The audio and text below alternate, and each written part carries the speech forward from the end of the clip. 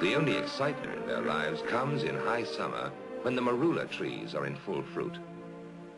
At first, the marulas are very tasty and hard to get at. You have to be either agile or strong to get your share.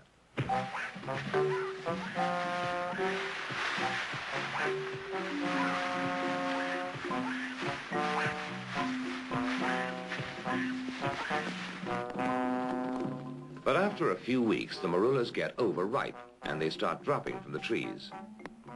Then all the animals wade in and gorge themselves on the rotting fruit.